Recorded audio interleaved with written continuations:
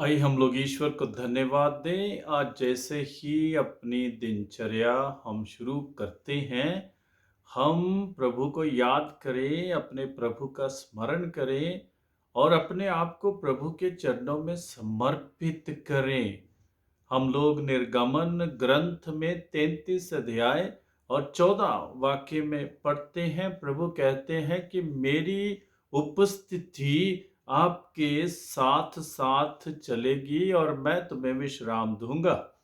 मेरी उपस्थिति आपके साथ साथ चलेगी और मैं तुम्हें विश्राम दूंगा। आज के दिन हम लोग प्रभु की उपस्थिति का अनुभव करें अपने जीवन में। प्रभु हमारे साथ साथ चलने के लिए तैयार हैं और प्रभु को हम लोग अपने जीवन में आमंत्रित करें, ताकि हम प्रभु के बिना अपने जीवन में आगे ना बढ़े, लेकिन प्रभु की उपस्थिति का अनुभव करते हुए हम लोग अपने जीवन में आगे बढ़ते जाएं। और हम लोग इब्रानियों के नाम पत्र में 13 अध्याय 5 वाक्य में पढ़ते हैं कि प्रभु हमें कभी भी अकेला नहीं छोड़ेंगे। हालेलुया। प्रभु हमें कभी भी अकेला नहीं छोड़ेंगे। वैसे भी प्रभु यीशु ने हमें कहा है कि डरने की जरूरत नहीं, भयभीत होने की जरूरत नहीं, मैं आपके साथ साथ चलूंगा और आपके दुनिया के अंत तक मैं आपके साथ रहूंगा। हालेलुया। तो हमें प्रभु के वचनों पर विश्वास करना चाहिए कि जैसे ही हम आगे बढ़ रहे हैं, प्रभु की उपस्थिति भी हमारे साथ साथ चल रही है। इसलिए हम लोग अपने आप को प्रभु के चरणों में समर्पित करें। हम देखते हैं कि कैसे हम लोग प्रभु की उपस्थिति का अनुभव कर सकते हैं। पहली बात है कि हम प्रभु के साथ बातचीत करें। जब हम लोग प्रभु के साथ बातचीत करते हैं तो हमारा संबंध प्रभु के साथ और भी गहरा हो जाता है। जैसा कि हम लोग स्तोत्र में 145 और 18 और 19 वाक्य में पढ़ते हैं कि जो प्रभु को पुकारते हैं, जो प्रभु के साथ बातचीत करते हैं, प्रभु उनके नजदीक है और प्रभु उन्हें संभालते हैं, प्रभु उनकी रक्षा करते हैं। जो भी प्रभु को पुकारते हैं, प्रभु अवश्य उनकी आवाज को सुनते हैं। हालेलुया। इसलिए हम लोग प्रभु से बातचीत करें, निरंतर बातचीत करें। कोई भी काम में हम लगे हुए हैं, लेकिन प्रभु के साथ हम लोग बातचीत करते रहें। और दूसरी बात है, हम प्रभु के साथ सच्चे बने।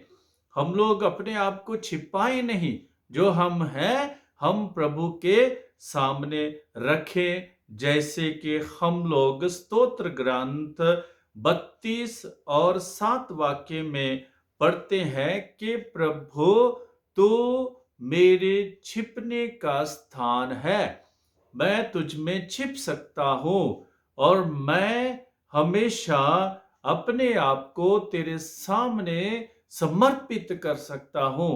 मैं पूर्ण रूप से अपने आप को तेरे सामने समर्पित कर सकता हूं। तो हमें पूर्ण रूप से प्रभु के चरणों में समर्पित करें, जैसे हम हैं। हम अपने आप को समर्पित करें जैसे हम हैं और हम प्रभु के सामने झुक जाएं और प्रभु के चरणों में बैठते हुए प्रभु के सानिध्य का अनुभव करें, प्रभु की मौजूदगी का अनुभव करें, प्रभु की उपस्थिति का अनुभव करें। तीसरी बात है कि हम इंतजार करें।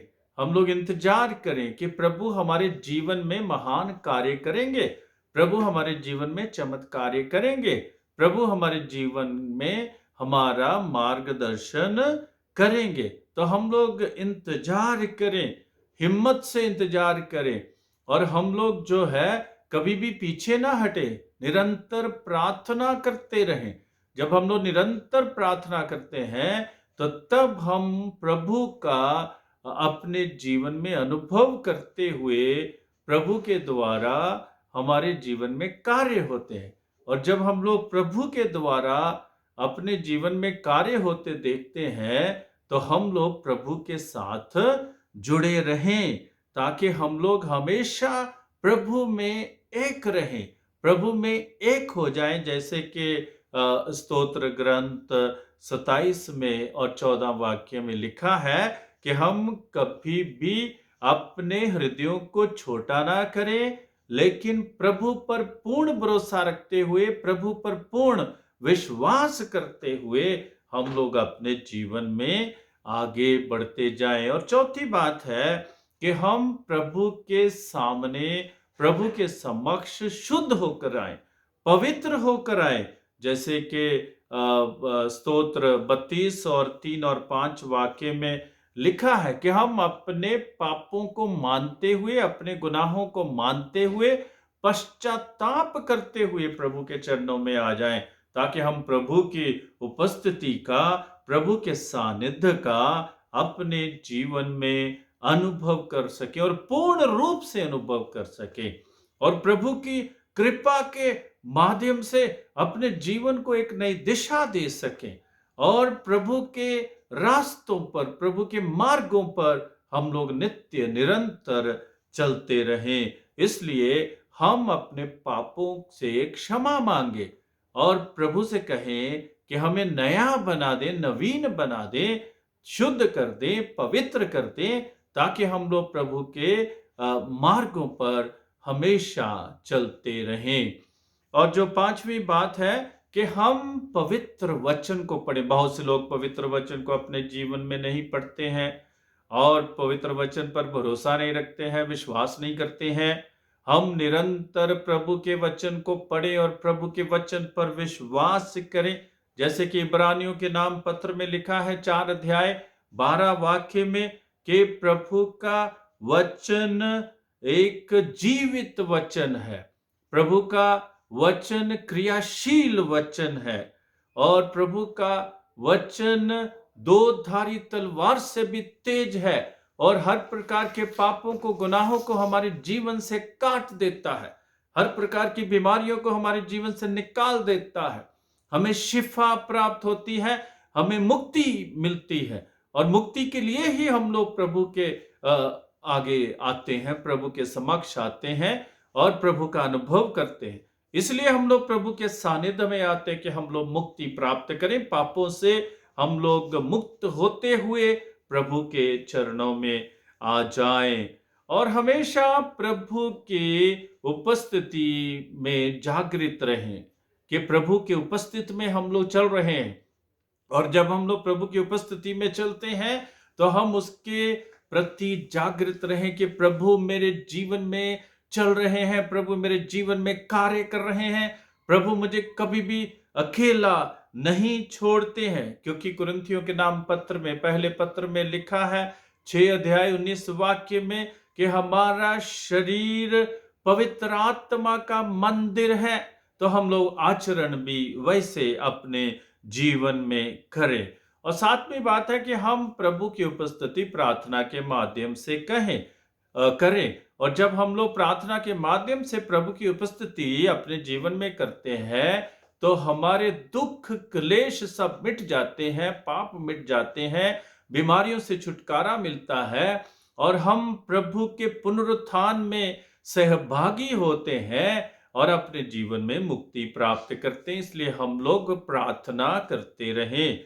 और आठवीं बात है कि जब हम लोग दूसरों के साथ बैठकर प्रार्थना करते हैं तो हम प्रभु का अनुभव करते हैं, प्रभु के सानिध्य का अनुभव करते हैं। इसलिए हम लोग दूसरों के साथ, समुदाय के साथ मिलकर प्रार्थना करें और कभी भी दूसरों से दूर ना हो जाए। एक दूसरे को क्षमा करते हुए, प्यार करते हुए, एक दूसरे के लिए न्याय करते हुए और एक दूसरे के प्रति करुणा का भाव दिखाते हुए और एक दूसरे की सेवा करते हुए हम लोग अपने जीवन में आगे बढ़े, ताकि हम प्रभु का अनुभव, प्रभु के सानिध्य का अनुभव अपने जीवन में कर सके। तो इसलिए हम ये भी दोहराएं, जैसे कि लिखा है स्तोत्र ग्रंथ में 139 स्तोत्र 7 से 10 वाक्य में लिखा है कि हे प्रभु, मैं तुझसे कहां जा सकता हूं, तुमको छोड़कर मैं कहीं भी नहीं जा सकता, क्योंकि तू हर जगह मौजूद है,